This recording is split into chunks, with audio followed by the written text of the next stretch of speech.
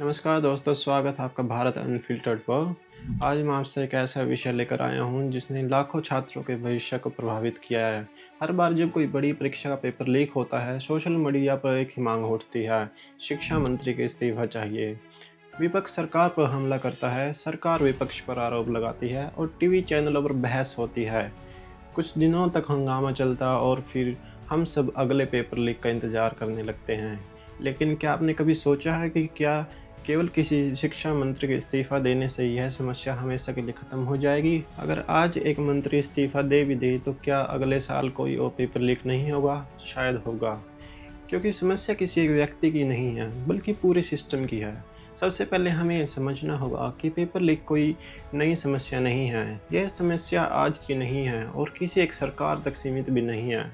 कांग्रेस के शासनकाल में कई राज्यों में भर्ती परीक्षाओं पर लीक हुए। पिछले 10 वर्षों में कई राष्ट्रीय और स्टेट लेवल परीक्षाओं भी विवाद में रही।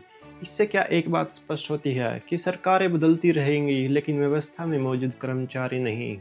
इसलिए अगर हम एक केवल राजनीतिक बहस तक सीमित रहेंगे, तो छात्रों की समस्या कभी खत्म नहीं होगी। अगला सवाल उठता है कि आखिर पेपर लीक होता कैसे है। बहुत से लोग सोचते हैं कि किसी एक कर्मचारी ने पैसे लेकर पेपर बेच दिया होगा, लेकिन सच्चाई इससे कहीं ज़्यादा गंभीर है। एक परीक्षा का प्रश्न पत्र एक परीक्षा का क्वेश्चन पेपर तैयार होने से लेकर छात्रों के हाथ तक पहुंचने में कई चरण होते हैं। पेपर तैयार होता है, उसकी सुरक्षा की जाती है, प्रिंट किया जाता है, फिर वो पैक होता है और अलग-अलग स्टेट या लेवल में भेजा जाता है। स्ट्रॉन्ग रूम में रखा जाता है और फिर परीक्षा केंद्र तक पहुंचता है। पर इस पूरी प्रक्रिया में दर्जनों लोग शामिल होते हैं। यदि किसी भी एक चरण की सुरक्षा कमजोर हो जाए, तो पूरा सिस्टम खतरे में आ जाता है। यही कारण है कि संगठित गिरोह इस कर्मचारी का फायदा उठाते हैं और करोड़ों रुपए कमाते हैं।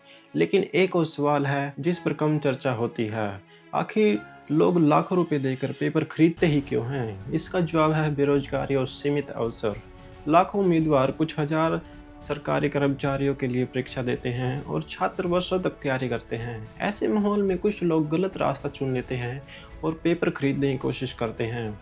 लेकिन हमें केवल सप्लाई नहीं, डिमांड पर भी काम करना होगा। अब बात करते हैं समाधान की।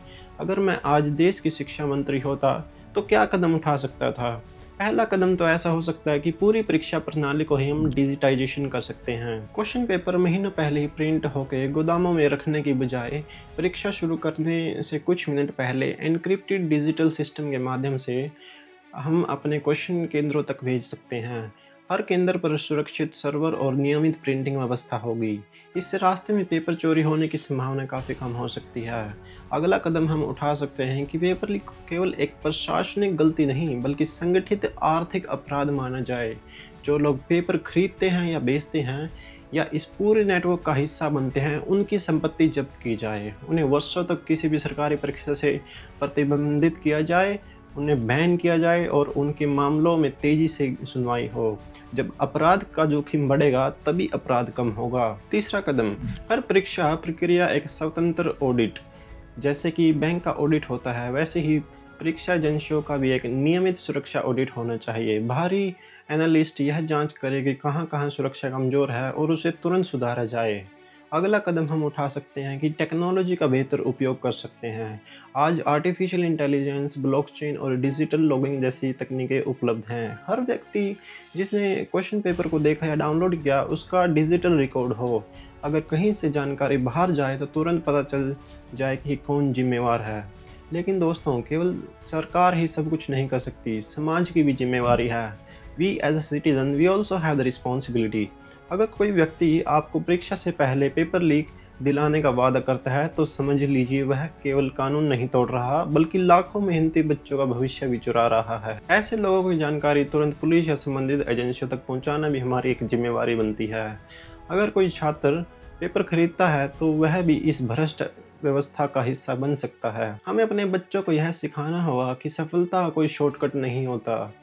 मुझे सबसे ज़्यादा दुख उन छात्रों के लिए होता है जो सालों तक मेहनत करते हैं। कोई गांव से आता है, कोई आर्थिक कठिनाइयों के बीच पढ़ाई करता है, कोई परिवार की उम्मीदों का बोझ उठाता है। जब परीक्षा रद्द होती है, तो केवल एक तारीख आगे नहीं बढ़ती, बल्कि किसी का सपना, किसी का आत्मविश्वास और किसी के परिवार की उम्मीद भी टूटती है।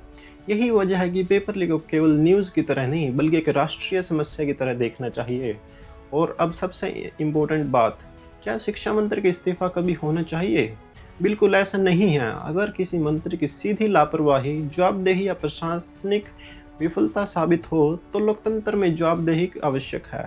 लेकिन अगर हमारी पूरी चर्चा केवल इस्तीफे तक ही सीमित रह जाए तो सिस्टम में कोई सुधार नहीं होगा और फिर अगले साल फिर वही समस्याएं सामने आएगी। इसलिए हमें व्यक्ति से ज़्यादा व्यवस्था को सुधारने पर ध्यान देना होगा। दोस्तों, आपको क्या लगता है, कांग्रेस काल में कभी एग्ज़ाम लीक ही नहीं हुआ, बट कितने सीजेपी जैसे प्रोटेस्ट हुए, कितने बच्चों ने नारा लगाया कि हमें शिक्षा मंत्री का इस्तीफा चाहिए। अब एक रिसेंटली पेपर लीक हुआ और उसके 1 हफ्ते बाद ही बच्चों ने सक्सेसफुल एग्ज़ाम भी रीअटेम्प्ट किए। But I think this is not the solution. देश तभी आगे बढ़ेगा जब हम अपने गुस्से को नहीं बल्कि एक समाधान को अप्रोच करेंगे। हमें ऐसी प्रशिक्षा प्रणाली चाहिए जिसमें मेहनत जीत सके, पैसे नहीं। जहां छात्र को यह भरोसा हो कि उसकी रातों की मेहनत किसी पेपर माफिया के सामने हार नहीं जाएगी। अगर हम नागरिक के रूप में ईमानदारी, जागरूकता और जवाबदेही की मांग करेंगे तो बदलाव संभव है। अगर आपको लगता है कि अब समय केवल बहस का नहीं बल्कि समाधान का है तो आप इस वीडियो को ज़्यादा से ज़्यादा लोगों तक पहुंचा सकते हैं। और आप क्या सोचते हैं कि पेपर लीक की क्या रीज़न हो सकते हैं और उसका क्या सॉल्यूशन हो सकता है? तो आप भी अपनी राय ज़रूर बताइए हमें। कमेंट में लिखिए आपके अनुसार पेपर लीक को रोकने के लिए सबसे प्रभावी कदम क्या हो सकते हैं। ऐसे ही और वीडियोस या हम नेशन बिल्डिंग की तरफ काम कर रहे हैं। हम होने वाले जितनी भी समस्याएं आएंगी हम उनके प्रॉब्लम्स को नहीं बल्कि सॉल्यूशंस पर भी बात कर रहे हैं। तो आप हमें सब्सक्राइब कर सकते हैं। तो मिलते हैं अगली वीडियो में। जय हिंद।